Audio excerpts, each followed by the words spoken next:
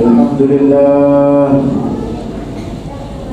الحمد لله العزيز الغفار الحليم الستار مبدل الأقدار مصرف الأمور مكور الليل على النهار. أشهد أن لا إله إلا الله وحده لا شريك له خالق الأرض والسماوات والبر والبحار. وأشهد أن سيدنا ونبينا محمدا عبده ورسوله سيد المقربين والأبرار.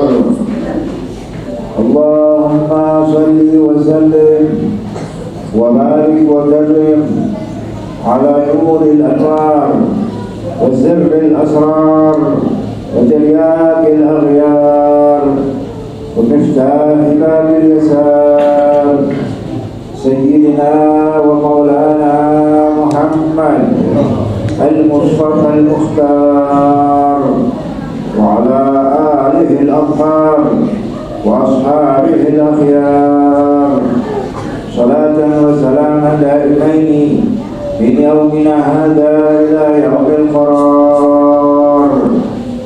أما بعد فيا عباد الله أوصيكم ونفسي بتقوى التي أوصى بها رب العالمين الأولين والآخرين حيث قال ولقد وصينا الذين أوتوا الكتاب من قبلكم وإياكم أن اتقوا الله وإن تكفروا فإن لله ما في السماوات وما في الأرض وكان الله غنيا حميدا. قال الله سبحانه وتعالى في محكم التنزيل يا أيها الذين آمنوا اتقوا الله حق تقاته ولا تموتن إلا وأنتم مسلمون. صدق الله العظيم. معاشر الحاضرين para jamaah masjid Jami' al-Mu'minin yang dirahmati Allah Subhanahu wa taala. Alhamdulillah, pertama-tama marilah kita panjatkan puja dan puji serta syukur kehadirat Allah Subhanahu wa taala yang hingga detik ini terus-menerus melimpahkan kepada kita semua beraneka ragam daripada kenikmatan-kenikmatan yang tiada terhingga banyaknya. Wa in ta'uddu ni'matallahi la tuhsuha. Salawat serta salam Allah kita sanjungkan kepada junjungan Nabi besar Muhammad sallallahu alaihi wasallam beserta seluruh keluarga, sahabat dan para pengikutnya sampai hari kiamat. Ma'asyiral hadirin rahimakumullah. Yang sebentar yang mulia ini khatib berwasiat untuk pribadi dan untuk semua jamaah yang hadir agar senantiasa meningkatkan iman dan takwa kepada Allah Subhanahu wa taala. Ma'asyiral muslimin rahimakumullah. Hari berganti hari waktu 45 Hijriah. Ma'asyiral muslimin rahimakumullah. Disabdakan oleh Nabi Muhammad sallallahu alaihi wasallam dalam satu riwayat, qala Rasulullah sallallahu alaihi wasallam, innal 'abdal mu'mina baina makhafatain baina 'ajalin qad madha la yadri Allahu ghadin fihi wa baina 'ajalin qad baqi ma yadri Allahu sani'un bih. Sungguhnya seorang hamba yang beriman, kata baginda Nabi Muhammad sallallahu alaihi wasallam, akan senantiasa berada di antara dua kekhawatiran. Kekhawatiran yang pertama akan waktunya, akan umurnya yang telah lalu, karena ia tidak tahu apa yang telah Allah Subhanahu wa taala persiapkan daripada balasan pada perbuatan-perbuatan yang telah lalu. Wa baina ajalin qad baqi la yadri Allahu sani'un bih. Dan kekhawatiran yang kedua adalah akan sisa daripada umurnya di masa yang akan datang. karena ia pun tidak tahu apa yang telah Allah Subhanahu wa ta'ala takdirkan untuk dirinya di masa yang akan datang. Fayakhudhul 'abdu min nafsihi li nafsihi wa min al-hayati qabla al-mamat wa min asy-syabibati qabla al-kibar. Oleh karena itu kata Nabi Muhammad SAW, hendaklah seseorang mempergunakan dirinya untuk menyelamatkan dirinya nanti di akhirat, mempergunakan masa hidupnya sebelum datang kematiannya, mempergunakan masa mudanya sebelum datang masa tuanya. Walladzi nafsi biyadihi ma ba'da al-mauti min mustaqbalin wa ma ba'da hadhihi dar min dar illa al-jannata aw an-nar. Demi Allah Subhanahu wa ta'ala yang mana nyawaku berada di tangannya, tidaklah ada lagi setelah kematian untuk penyesalan dan tidak ada lagi tempat kembali setelah keluar dari dunia ini kecuali hanyalah surga atau neraka. Ma'asyiral muslimin rahimakumullah, dalam hadis di atas Nabi Muhammad sallallahu alaihi wasallam memperingatkan kita agar selalu mempergunakan waktu yang singkat hidup di dunia ini dengan sebaik-baiknya, agar waktu yang singkat diberikan oleh Allah Subhanahu wa ta'ala itu kita pergunakan untuk mengumpulkan bekal kehidupan akhirat yang selama-lamanya. Ma'asyiral muslimin rahimakumullah, dalam hadis yang lain Nabi Muhammad sallallahu alaihi wasallam berkata kepada Abdullah bin Umar, ya ibn Umar, kun fid dunya ka'annaka gharibun aw 'abir sabilin. Wahai ibn Umar, kun fid dunya, jadilah engkau dalam dunia ini ka'annaka gharibun, seakan-akan engkau ini adalah orang asing, aw 'abir sabilin, atau hanya melintasi suatu jalan. Artinya, janganlah engkau menjadikan kehidupan dunia ini sebagai tujuan utamamu di dalam kehidupan ini. Akan tetapi jadikanlah dunia ini hanya sebatas tempat engkau mengambil perbekalan untuk kehidupan akhirat yang abadi. Wa kana Ibnu Umar yaqul, dan adalah Ibnu Umar berkata, idza asbahta fala tantaziril masa. Jika engkau berada di pagi hari, maka jangan sekali-kali engkau mengharapkan sampai pada sore hari.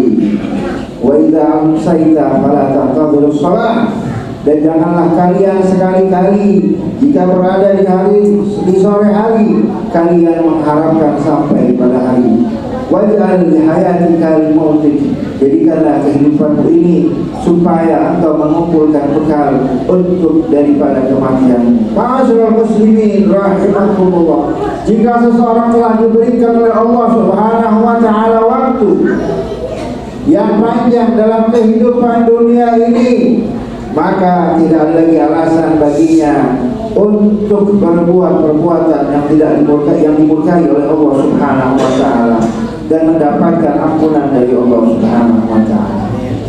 Nanti di akhirat ketika orang-orang penghuni neraka mereka serentak berkata kepada Allah Subhanahu wa ta'ala, Rabbana akhrijna na'mal salihan ghairal ladzi kunna na'mal. Wahai Tuhan kami, keluarkanlah kami dari neraka ini, niscaya kami akan beramal saleh selain daripada perbuatan kami di masa lalu. Mereka meminta kepada Allah Subhanahu wa ta'ala agar diberikan kesempatan yang kedua untuk beramal saleh, untuk mengumpulkan bekal kehidupan akhirat yang abadi. Namun mereka sudah berada di dalam api neraka jahanam. Lalu apa yang dikatakan Allah Subhanahu wa ta'ala? Menjawab pertanyaan mereka, menjawab permintaan mereka. Awalam nu'ammirkum ma yatadhakkaru man tadhakkara wa ja'akumun nadhir. Bukankah kami telah memberikan umur kepada kalian sekira-kira umur itu bisa membuat kalian sadar, dan telah kami kirimkan kepada kalian peringatan-peringatan. Allah Subhanahu wa Ta'ala memberikan peringatan-peringatan kepada kita. Itulah satu peringatan dari Allah Subhanahu wa Ta'ala agar kita cepat-cepat bertaubat, cepat-cepat kembali kepadanya.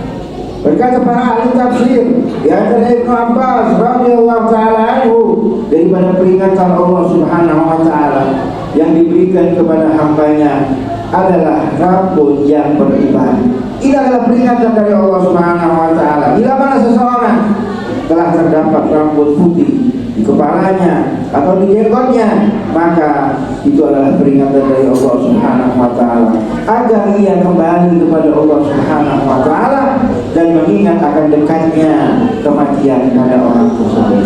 Ma'asyiral muslimin rahimakumullah, Nabi kita Muhammad sallallahu alaihi wasallam bersabda, khairukum man qala umruhu wa hasuna amaluhu. Sebaik-baik kalian wahai umatku adalah orang yang panjang umurnya dan baik amal perbuatannya.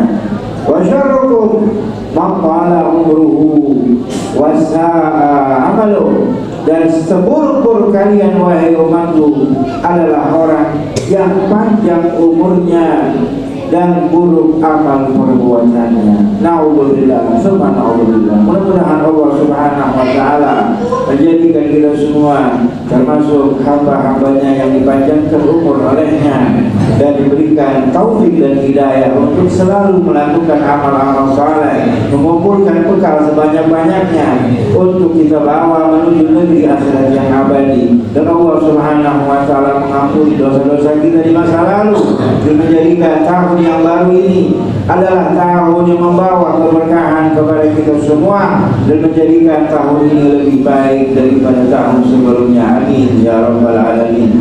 Inna ahsanal kalam wa ahsanal lughah kalam Allah al-malikul alam. Wallahu subhanahu wa ta'ala yaqul wa liqawlihi yahdil muhtadun. Bismillahirrahmanirrahim. Wal 'asri innal insana lafi khusr illa alladhina amanu wa 'amilus solihati wa tawassaw bil haqqi wa tawassaw bis sabr. Sadaqallahul 'azim. Barakallahu li wa lakum fil Qur'anil 'azim wa nafa'ani wa iyyakum bima fihi min al-ayati wa dhikril hakim. Wa taqabbal minna minkum tilawatahu innahu was-sami'ul 'alim. Aqulu qawli hadha wa astaghfirullahal 'azim li wa lakum ولسائر المسلمين والمسلمات والمؤمنين والمؤمنات فاستغفروه إنه هو الغفور الرحيم. اللهم صل وسلم وبارك على سيدنا محمد وعلى آل سيدنا محمد.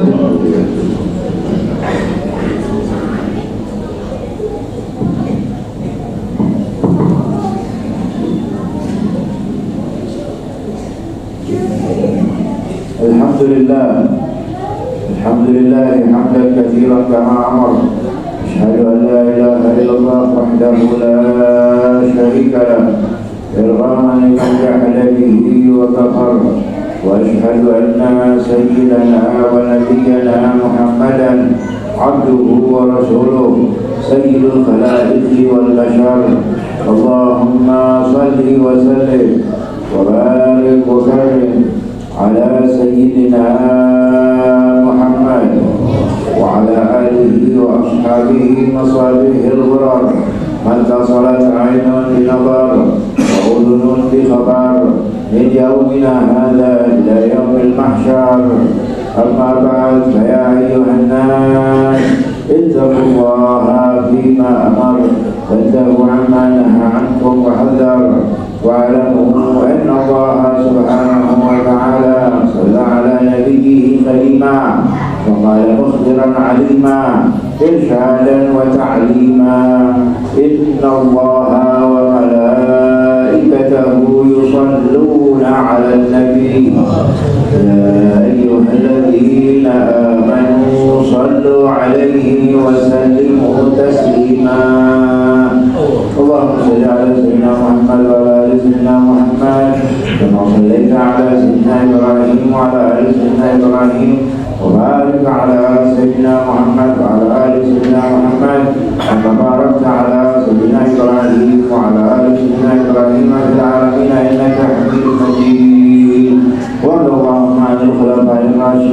أئمة المهديين ذوي الفخر العلي والكبر الجليل ساداتنا أبي بكر وعمر وعثمان وعلي وأجل صحابة رسول الله أجمعين وأزواجه الطاهرات أمهات المؤمنين وأهل بيته الطيبين الطاهرين وذرياته والتابعين لهم بإحسان إلى يوم الدين وعلينا معهم وفيهم برحمتك يا أرحم الراحمين. اللهم اغفر للمؤمنين والمسلمين والمسلمات الأحياء منهم والأموات إنك سميع مجيب دعوات وقاضي الحاجات. اللهم ارزقنا وعافنا واحفظنا وفرج عنا والمسلمين. اللهم اقنا وإياهم شر مصائب الدنيا والدين. اللهم أصلحنا وأصلحنا في صلاح الصلاة والإسلام والمسلمين. اللهم لا تهلكنا وأهلكنا بهلاكه صلاح الإسلام والمسلمين. اللهم حافظ عنا وعن جميع المسلمين البلاء والوباء والغلاء والجور والعذاب والحروب والزلازل والأمراض والفتن والمحن ما ظهر منها وما بطن برحمتك يا أرحم الراحمين. ربنا آتنا في الدنيا حسنة وفي الآخرة حسنة وقنا عذاب النار. قال الله إن الله يأمر بالعدل والإحسان وإيتاء ذي القربى وينهى عن الفحشاء والمنكر والبغي يعظكم لعلكم تذكرون. اذكروا الله العظيم يذكركم واشكروه على نعمه يزدكم ولذكر الله أكبر والله يعلم ما تصنعون.